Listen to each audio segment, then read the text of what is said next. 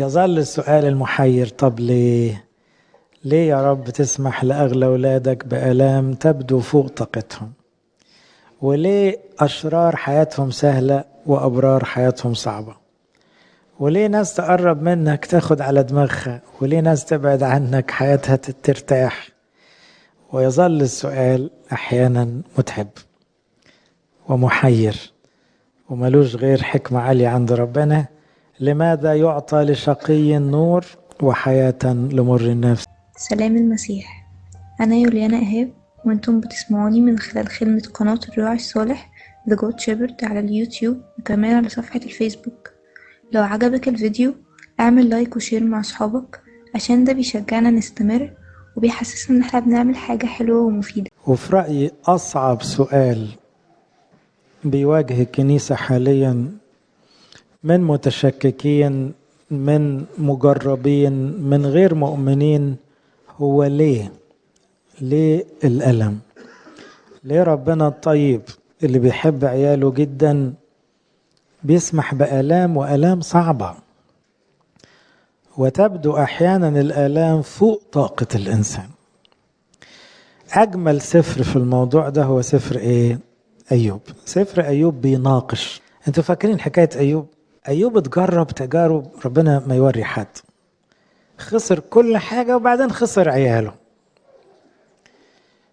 وفضل واقف على رجليه متحامل على وجعه ويقول الخير نقبل من الرب والشر لا نقبل، الرب أعطى الرب أخذ ليكن.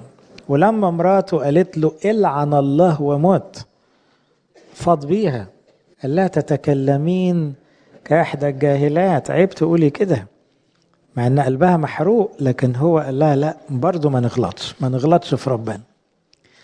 انما على اصحاح 3 هو وقع، ما قدرش يكمل، لانه بقى لما جت كمان في صحته ووجع في كل جسمه ما بقاش مستحمل بقى.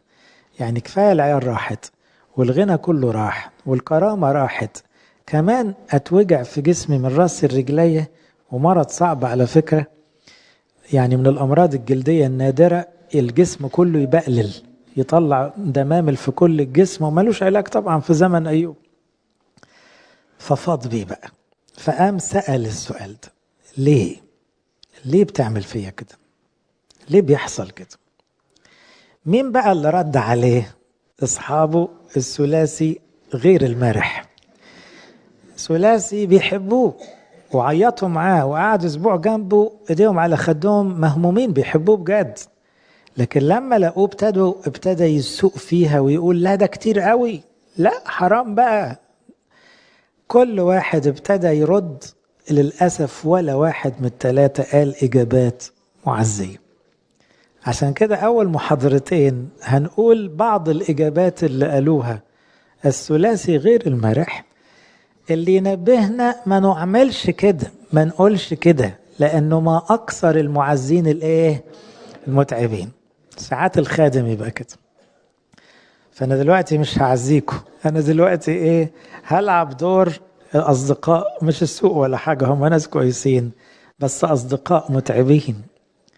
وعشان كده قال لهم يا ريتكم تسكتوا، لما كنتوا ساكتين كنت مرتاح. أول أسبوع قعدوا ساكتين يبكوا معاه، وده كان أحسن وضع. ده اللي قال عنه الكتاب بكاء مع الباكين. أحيانا تكون دي أفضل تعزية تعزي بيها شخص، إنك تبكي معه، لأن مفيش كلام يتقال.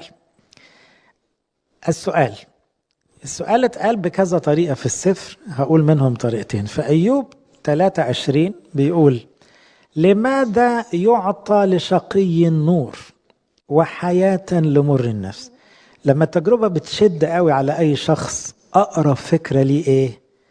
أموت وارتاح. مش كده؟ كلنا عدينا على الشعور ده أكيد. لما الدنيا تقرص قوي، طب يسيبني أعيش ليه؟ ما أنا معيش أحسن. فبيقول له لما يعطى لشقي النور؟ تديني نور ليه؟ أنا شقي دلوقتي، خدني دخلني الضلمة، أنا موافق. ولماذا يعطى حياة لمر النفس؟ وكأنه كل مر النفس يتمنى الموت. بطريقة أخرى قال إيه؟ لأنه لم يغلق أبواب بطن أمي، يعني يا ريتني مت في بطن أمي. ليه أعيش وأشوف الأيام الصعبة دي؟ ليه أتمرر المرار ده كله؟ يا ريتني ما اتوجدت أساسا. ولم يستر الشقاوة يعني سيبني أعيش ويعمل فيه ده كله. لماذا لم أمت من الرحم؟ يبقى نفس السؤال بتاع ليه العذاب. ساعات يبقى طب اتولدت ليه أساسا بدل هتعذب؟ اتوجدت في الدنيا دي ليه بدل كلها مرار؟ لو كان سألني كنت أقول له لا ما تجيبنيش، مش عاوز أجي الدنيا المتعبة دي. لماذا لم أسلم الروح؟ يعني ليه ما متش من صغري ولا اتجوزت ولا شفت عيال ولا شفت أرض ولا شفت خير؟ كنت مت من بدري وخلاص. كأنه بيقول يا حبايبي هو خلقني ليه؟ عشان اتعذب. وده سؤال أنا بسمعه من شباب كتير من اللي دماغهم ما بتسكتش. انتوا عندكم إيمان فطري طالعين في كنايس حلوة، لكن في شباب طالعين السؤال ده تعبهم جدا، وهم بيتفرجوا على مآسي حواليهم أو مآسي في حياتهم، سؤال مش عارفين يجاوبوه. أنا اتخلقت عشان أتعذب؟ وتقول لي الله محبة؟ محبة ده إيه؟ هو في أقصى من كده؟ يا سيدي ما يخلقنيش. أول إجابة غير معزية. خلي بالكم المحاضرة كلها إجابات إيه؟ غير وافية أو غير معزية. خلي بالكم من حاجة، وده صعوبة سفر أيوب. سفر أيوب من أصعب كتب الكتاب، وأكيد اللي حاول فيكم يقرأ ما جابش 50%، لأنه كتاب فلسفي. هو روحاني طبعا بالروح القدس، لكن هو بيقول حكمة عميقة خاصة بالألم من وجهات نظر مختلفة، ولا رأي قالوه غلط لكن ولا رأي مريح. ساعات تبقى الحقيقة مش مريحة، فهم ما قالوش حاجة غلط بس هم ما قالوش حاجة مريحة. فاهمين؟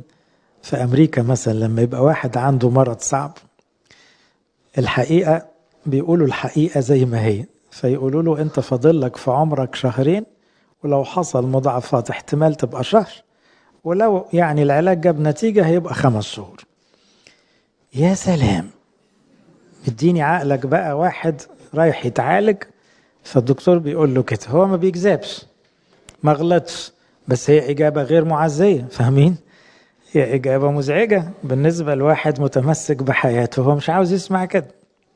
أول إجابة معناها ضمنيا أنت لازم تشوف اللي بيشوفوه الناس.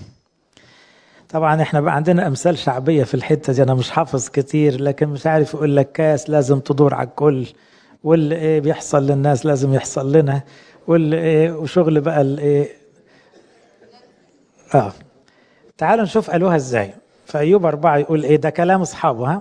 ها انت قد ارشدت كثيرين وشددت ايادي مرتخية. يعني طول عمرك يا ايوب بتشجع الناس وتصبرهم. قد اقام كلامك العاسر. يعني لما واحد يتكعبل كنت انت بتسنده بكلمتين حلوة. وثبتت الركب المرتعشة، والآن إذ جاء عليك ضجرت. يعني ما انت شفت ناس كتيرة متعذبة، لما تجيلك يعني تتذمر. إذ مسك ارتعت، أليس تقواك هي معتمدك ورجاؤك كمال طرقك؟ كأنه بيقولوا له إيه، ما جالكش غير اللي بيجي للناس. طب هي دي كلمة تريح؟ طب برضو أنا مقتنعتش. تصور بتقول له واحد المرض اللي جالك جه الناس قبلك. يا سلام، ولا عاوز يجي للناس ولا يجي لي يعني. أو الوفاة اللي حصلت دي حصلة مع ناس تانية، مش مريحة. يعني هي إجابة حقيقية مش كده؟ صحيح، ما فيش حد بيعيش في الدنيا مرتاح، والمآسي محدش ما عدتش عليه بدرجات وأشكال. لكن لو واحد في عمق الألم أنا ما أظنش أن الإجابة دي تريح. فهمتوا ليه أيوب كان بيتغاظ؟ لأنه بيقولوا له مش أنت كنت بتشجع الناس، أهي جات لك لغاية عندك، طب شجع روحك. الحقيقة كلام مش معزي، لأنه ممكن بقى أصل أيوب عقلاني. خلي بالكم أيوب دماغه تعبها زي ناس كتير. كان ممكن يقول إيه، طب وهو أساسا الناس تتعذب ليه وأنا أتعذب ليه؟ بتقولوا لي أنت بتتعذب زي الناس، أنا لا عاجبني الناس تتعذب ولا أنا أتعذب. لو أنا هقعد مطرح ربنا أنا عندي سيناريو تاني، أريح الكل وأفرح الكل ولا حد يتعذب. خلي بالكم كمان الكلام ده فيه رسالة مهمة لينا قوي. تعزية الناس سهلة بالكلام، أما احتمال الألم صعب. عشان كده ساعات كاهن فينا أو خادم فينا يغلط ويقول ربنا معاك وهتعدي بتاع، يقوم المتألم يقول له كلمة صدقوني زي الألم على الوش: انت أصلك يا ابونا ما جربت. مش كده؟ بصراحة مع حق، لو ما كنتش جربت. إنما لو كنت جربت هتقول له بالفم المليان مجرب. لكن الأصعب فعلا إنك تكون بتقول كلام وانت ما دقتش المرارة دي. طبعا كلامك رخيص مهما قلت، حتى لو قلت شعر، حتى لو قلت عبر، انت بتتكلم وإيدك في الماء الباردة. إذا لا تثق في تقواك. أيوب يجوز وهو بيعزي الناس زمان كان متصور إنها لو جات له هياخدها على رجليه، كان متصور كده لأنه كان بيقول كلام حلو، كان بيعرف يقول. إنما لما جات له لا، الكلام خلص. جاله وقت قال كلمتين وبعدين ما قدرش يكمل، الوجع شد عليه. فلا تثق في تقواك أنها تعفيك من الألم. انت مش قد التجارب الصعبة، فخليك على قدك. اللي بيكلم بجرأة في الحاجات دي وبثقة زيادة وفاكر نفسه هتقولي اي حد تعبان وانا اريحه، لا لا لا لا لا، ده انت ما شفتش. لا ده كلام سهل حبيبي، خلي بالك. فما تدلقش كلامه بس، اللي ده غير اللي ما داش. تاني إجابة معناها ايه؟ أنا بقول إجابات في مواقف فيها وجع وتجارب، ولكنها إجابات قد تكون حقيقية ولكنها غير معزية. أنت مش بريء، يعني بالبلدي كده أنت تستاهل. يا نهار اسود، أنا دي بحسها أصعب إجابة يقولها واحد.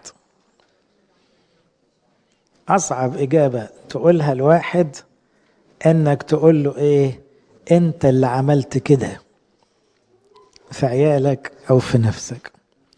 أنا مرة جالي واحد كان عاوز ينتحر. ليه؟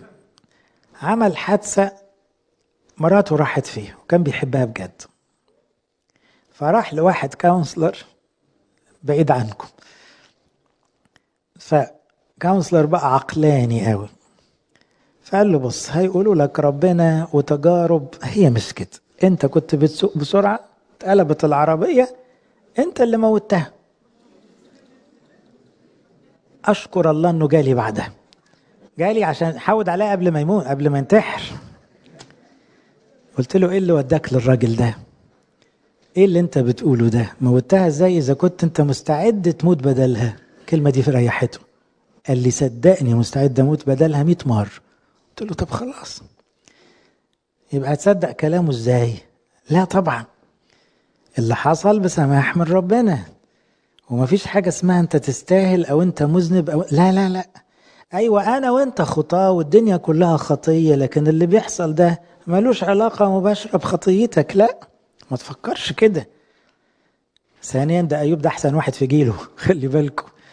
طب ما لو هنمشي بالمعيار ده يبقى بقية البشر كلهم لازم ياخدوا تجارب اصعب، مش كده؟ لو هتمشي بمعيار انه كل واحد وحش لازم ياخد على دماغه تجربة جديدة، لا طب استنى بقى. بما ان ايوب حسب كلام الكتاب احسن واحد في جيله، يبقى كل الناس لازم تخسر عيالها وتخسر صحتها اضعاف اللي حصل لايوب. اذا القاعدة مش مظبوط او الاجابة مش مريحة. فقال له ايه بقى صاحبه ده؟ قال له اذكر من هلك وهو بريء. يا سلام، فهمتوا الفكرة؟ يبقى انت اللي حصل لك ده لانك مش بريء. اين ابيد المستقيمون؟ دي معناها عيالك مش مستقيمين عشان ماتوا. كلام صعب جدا. كما قد رأيت أن الحارسين إثما والزارعين شقاوة يحصدونها. فهمتوا؟ كلام شكله حلو بس يضيع. يعني تزرع خطية تلاقي علقة سودة، علقة سخنة، فأنت السبب في اللي حصل. إجابة تبدو صح. ليه واحد ممكن يقول له مش في قاعدة ما يزرعه الإنسان إياه يحصد؟ أيوة صح، ما أنا بقول لك القاعدة سارية، بس ما تتقالش هنا وما تركبش على الحالة دي. ليه؟ مش القديسين الأبرار كان بيجي لهم أمراض؟ هتقول إن ربنا كان بيعاقبهم على خطاياهم؟ شكلها حتى مش طبيعي. ليه يعني؟ وهل أغلى ناس عند ربنا ما كانوش بيفقدوا؟ طب ده العذراء أم النور شافت ابنها بيموت قصاد عينيه، وفي أغلى من العذراء في البشر كلهم. طب ما خدهاش ليه قبل ما تشوف اليوم ده؟ أو ما خدهاش ليه معاه وخلص؟ إنما هتعيش بعديه وهو صعد للسماء كأم بقى. أنا مش بتكلم من ناحية لاهوتية دلوقتي. إذا خلوا بالكم الإجابات أحيانا تبقى تقيلة متعبة. تعزية المجربين يا أحبائي عاوزة حكمة وعاوزة تواضع وعاوزة صلاة، وأفضل تعزية إنك تسكت وتعيط معه. أفضل تعزية. إذا لا تظن أنك أفضل من المجرمين أو المعاقبين، كأنه بيقول له كده أنت اللي حصل لك بيحصل لكل المجرمين اللي زيك. أنت تنسى ما فعلت ولكنك لست بريء. كأنه بيقول له كده، يعني أنت مش بريء، أنت متسبب.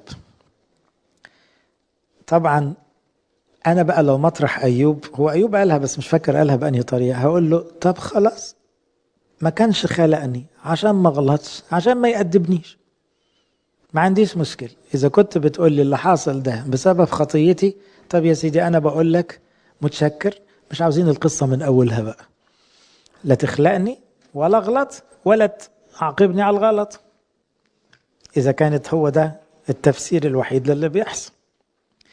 الإجابة الثالثة كلها إجابات خلي بالكم قد يكون فيها حقيقة إنما متعب.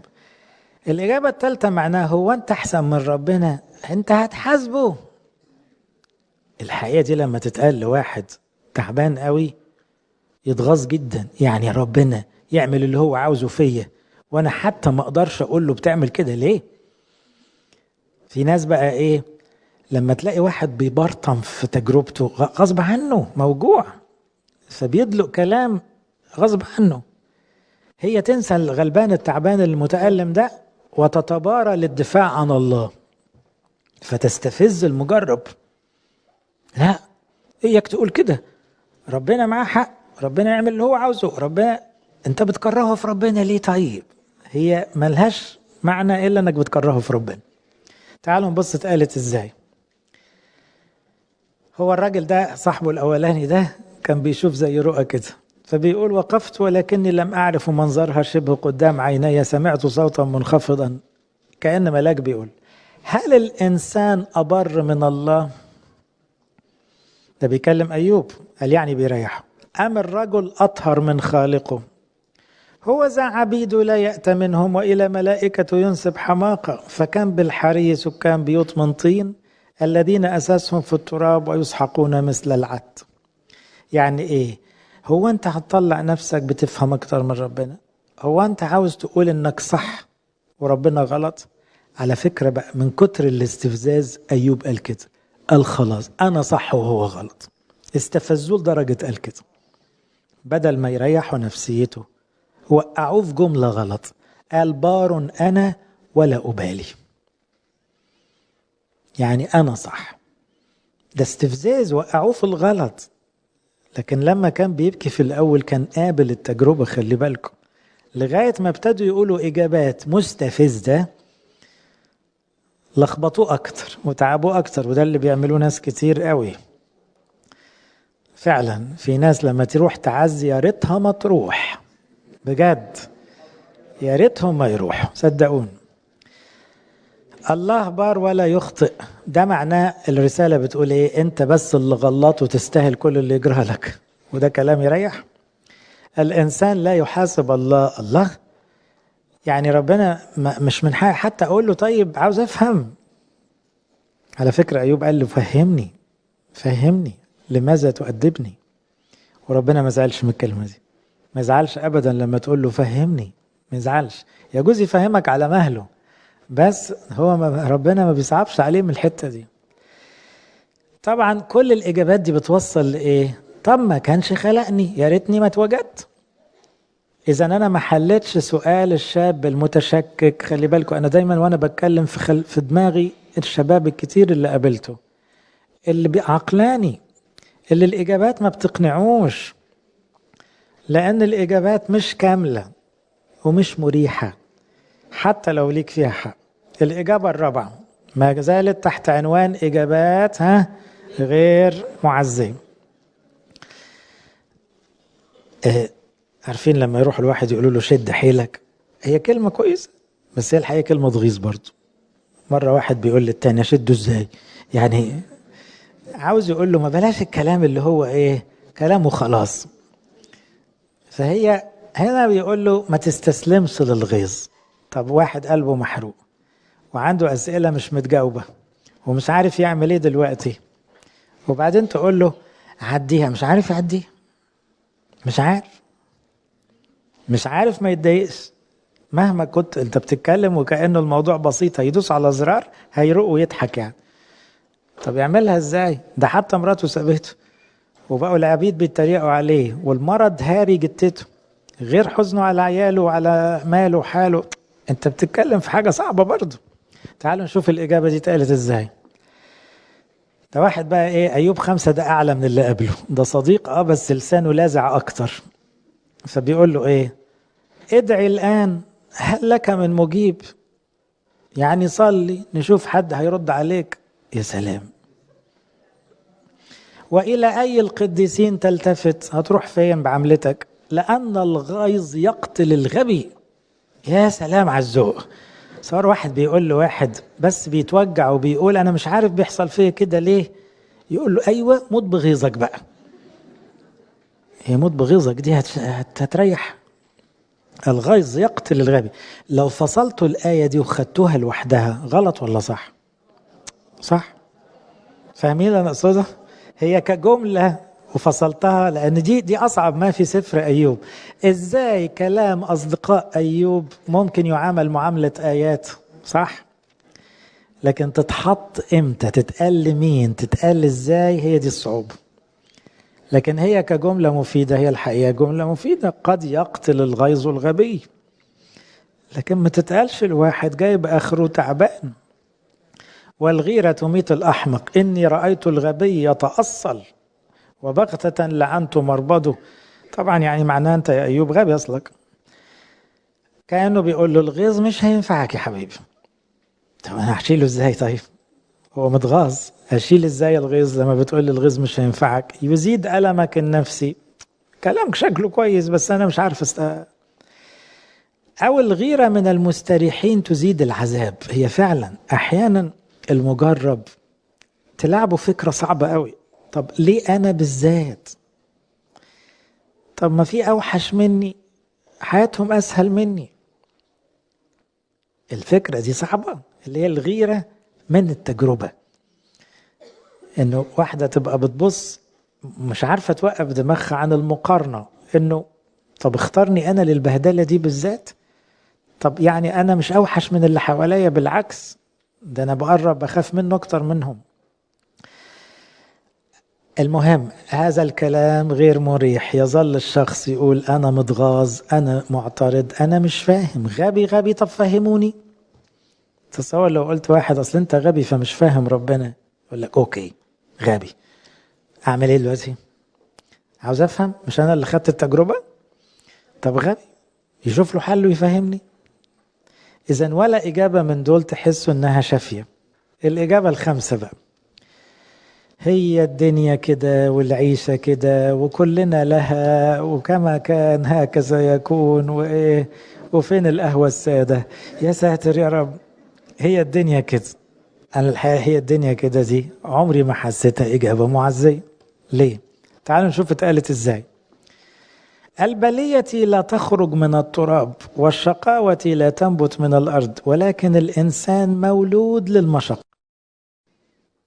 هي فعلا قاعدة. الإنسان من ساعة ما يتولد والشقة مستني. بس هل دي مريحة؟ ما ظنش. اللي هي فكرة إيه؟ كلنا لها. أنا أصلي مجرب الشباب وردودهم، ولا شاب من دول تنفع معاه ولا إجابة من دول.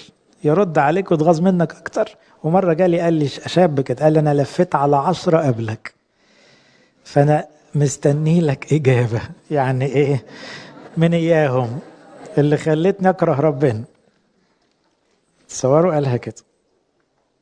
لأن الإجابات التقليدية الخالية من الحب والرحمة والحكمة، اللي معهاش دموع التعاطف والإحساس، كلها إجابات مؤذية، مؤذية بجد.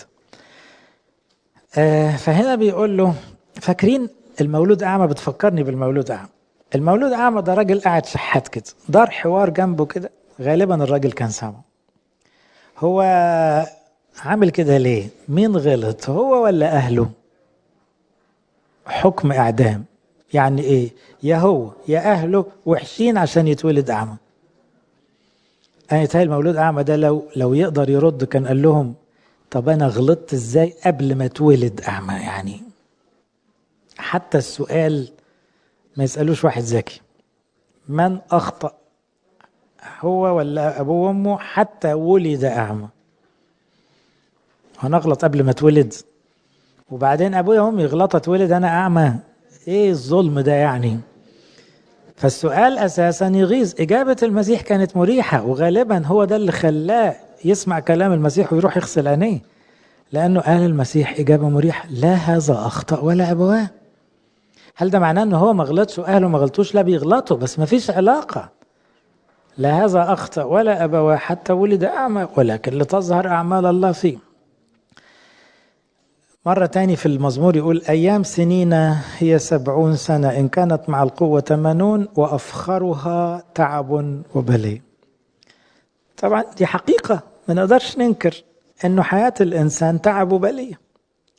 الكلام ده ممكن يناسب بعض الناس المجربة، لكن أحيانا في عز التجربة غير معزي، لأنه بيطلع العقل اللي يقول لك يا سيدي وأنا ما اخترتش أعيش أساسا، جابني غصب عني، طب يجيبني ويبهدلني.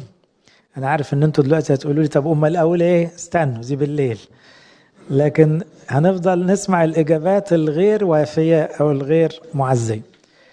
مرة تاني لما يعقوب اتكلم مع فرعون، لقى يا عيني يعقوب ده عجوز ومحني ومش بيشوفه، فقال له هي ايه عمرك قد ايه يا ابويا؟ فرعون اللي بيسأله، لانه كان معروف في الزمن ده ان الناس بتعمر شوية، بالذات الرعاة بتوع الصحراء. قال له ايام سنو غربتي. بصوا التعبيرات الراقية بتاعت القديسين: 130 قليلة، قليلة نسبة. جد ابراهيم كان 180 مثلا، ابو اسحاق 160، نوح بقى كان 900. قليلة وردية كانت ايام سنو حياتي، ولم تبلغ إلى أيام سني حياتي. أنا بس بقول إيه، فكرة إن الدنيا كده هي إجابة صح. مفيش حد بيعيش ما بيتعبش ما بيتوجعش، لكن تتقال إمتى والمين ده مهم. آخر إجابة غير معزية: يا بختك ده متوصي بيك، ده أنت غالي عليه. يا سيدي مش عاوز أبقى غالي عليه، يشوف حد تاني يحب فيه. يا بختك لأنك بتتأدب. برضو اتقالت: هو ذا طوبى لرجل يؤدب الله.